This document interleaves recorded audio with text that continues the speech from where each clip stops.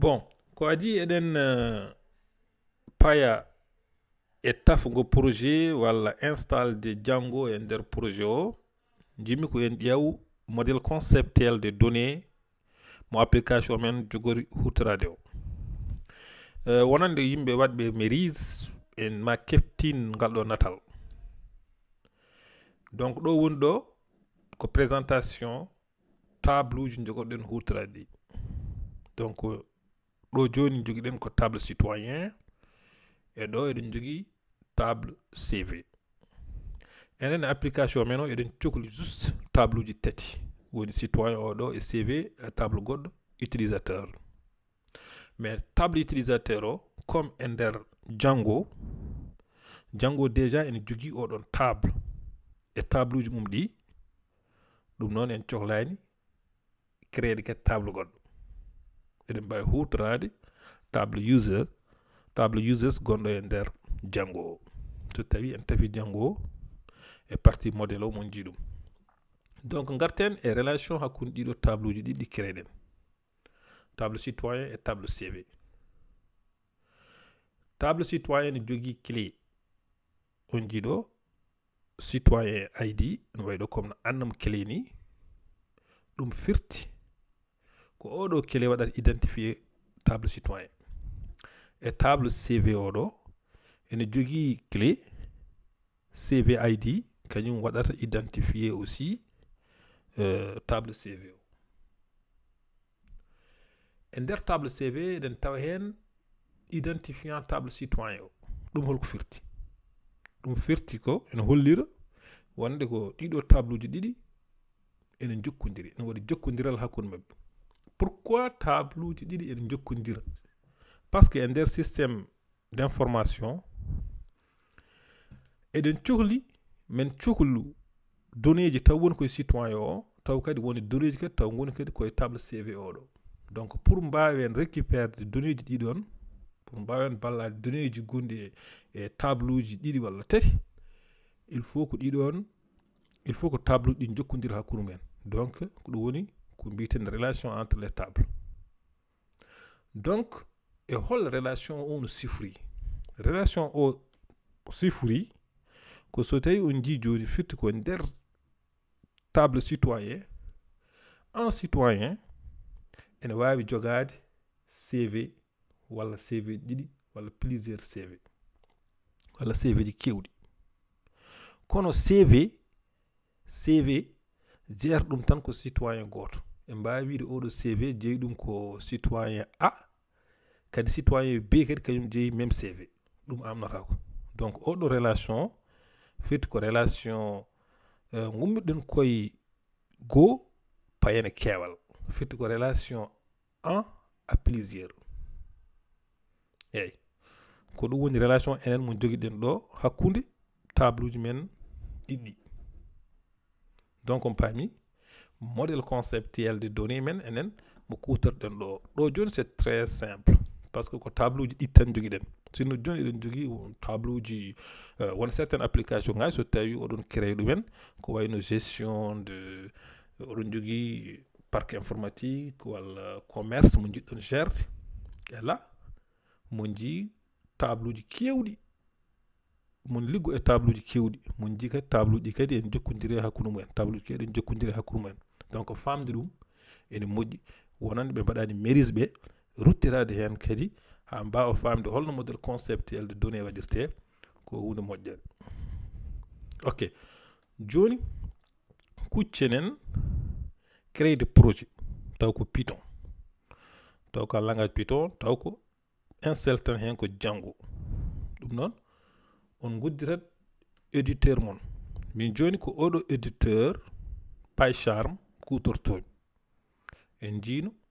holno PyCharm installirte en créina hen projet. Donc ko adi foof onon so tawi oɗon kutoro éditeur uji goɗɗi ko wayno Sublime Text en ko wayno Visual Code Studio en wayno éditeur mbawɗon hutorade wonen éditeur uji oɗon cohla hutorade kam commande uji Unix ɗi walla commande uji DOS. Eyyi joni taw ko PyCharm so eɗen créé projet mbaɗen clic droite on jiiɗo clic on new project donc dokkon projet o inde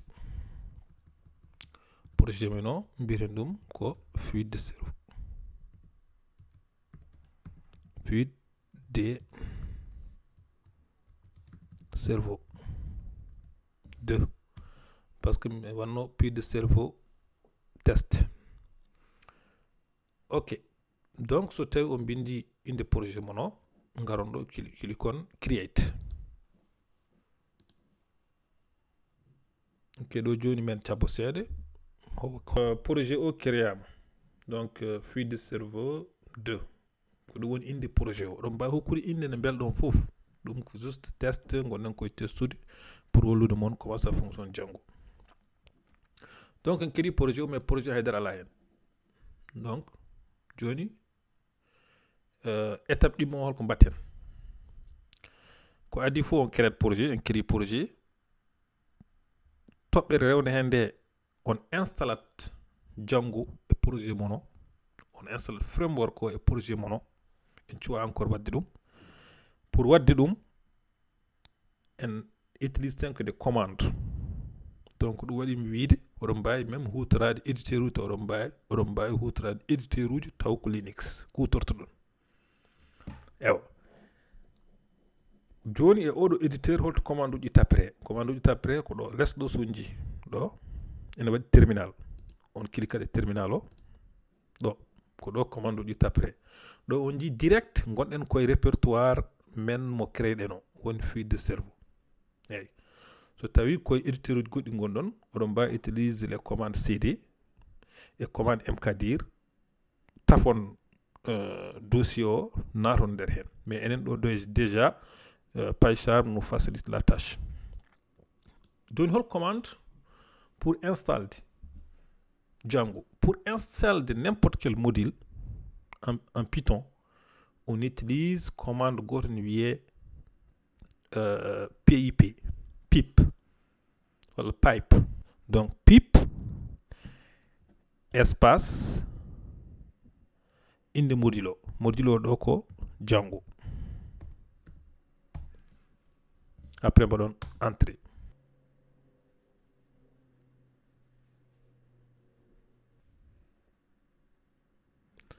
Donc voilà o installe projet o woni oɗo message successful installed kadi omo hokki men mi version Django ko 4.0.5 eɗen mbawi vérifier ɗum hol version. Donc pour vérifier hol version Django utilise ko commande goɗɗo commande o wiyete ko Django -admin espace version entrée.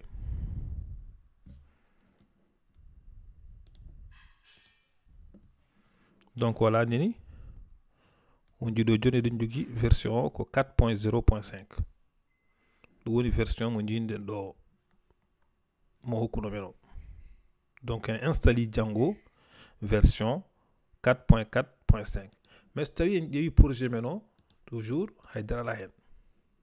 Eyyi firti ko eɗen gandi e nder projet men o déjà Django installama hen mais pour mbawen hutorade Django il faut enenne créer un projet Django. Eyyi holno projet Django créirte sa yiɗi créer projet Django toujours commande goɗɗo utilise ten woni Django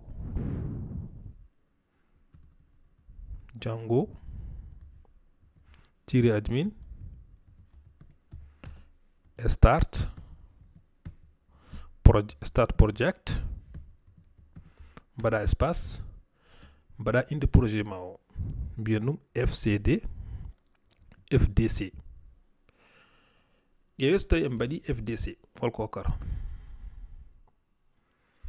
Ok donc vérifien ɗo actualise en projet o on jiiɗo joni en jogui en dañi ɗo dossier goɗɗo fdc neni e nder hen eɗen jogui dossier goɗɗo fdc ko nder hen eɗen jogui structure Django projet Django mais namdal den ko pourquoi o créer men au dossier gadano o ko inutile mais pour éviter ɗum au moment où créer ten projet o eɗen mbawi hutorade commande admin Django après ɓeyden ga en point joni supprimen oɗo projet mo créen ɗen o ok en supprimi projet o donc créen projet goɗɗo eɗen gandi joni projet no créirte donc neni ko Django admin start project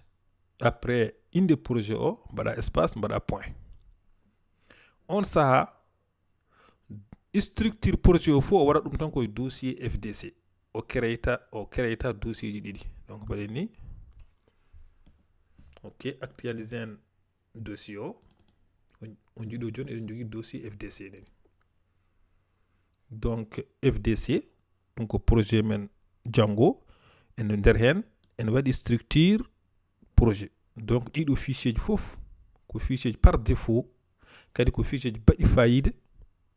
ko ɗin gaddanta men hutorade Django donc ƴeewen premier fichier o ko fichier init.py pi ko firti kutortoɗen ko Python ko extension Python init oɗo en kalta ɗum joni haydara ala hen par défaut arata ko haydara ala hen et oɗo fichier également min garto hen en kalta ɗum joni en ngala hen haaju joni asgi.py eɗen jogui ɗo fichier goɗɗo wiye settings.py oɗo fichier ko fichier baɗɗo fayida no fewi min liggo hen no fewi on jii no waɗi gueɗe kewɗe kono min garto hen min explique ɗum kala partie mo cohluɗen hen min explique oɗon partie eyyi eɗen jogui ɗo IRL bon IRL kadi ko min kutor ɗum no fewi qui dit application kala biɗo application walla wi site web il faut IRL eyyi par ce que ko à partir de IRL mbaweten wadde naviguer e page uji gonɗi e site web ɗi donc il est important famde holko wonata nder IRL enfin eɗen jogui ɗo dossier goɗɗo ne wiye WSGI.y o en memata ɗum par ce que o concerne kala ko fate déploiement mais enen ɗo joni gonɗen koye local donc en cohlani oɗo fichier en gros e nder oɗo structure kutorɗen tan ko fichier settings en wonde IRL.y joni eɗen mbawi ƴewde ɓaade en tafi projet en installe hen Django en créé projet Django woni oɗo FDC oɗo est ce que application ma fonctionne donc maintenant ɗum ko question ɗum ko namdal beele ɗum ɗo tan yoni pour ko application fonctionne ewa so tawi en jiiɗi lancede application Django walla projet Django kadi il faut kutorɗen commande en waɗi commande uji poɗɗen hutorade waɗi commande poɗɗen hutorade on commande noon hutorte tan koye environnement de développement donc dans la production on n'a pas besoin de ça en cohlani ɗum e nder production en cohlani ɗum commande o woni holɗum toujours eɗen mbawi wiide Python ɗo jiɗɗen ko lance de projet men o Python mbatton ko Python mbaɗa espace mbaɗa manage.py mbaɗa espace mbaɗa run server donc Python manage.py run server ɗo firti eɗen namdo Django de yo lance projet men o onji mbaɗen ni on jiiɗo joni holko hokki men ɗo joni e nder terminal o hokki men ɗo joni en URL HTTP avec adresse 127 woni local avec port 80 walla mbiɗen 8000 donc sen clique ɗo joni firti eɗen jiiɗi lancude projet o cliquen ƴeewen ko rokkata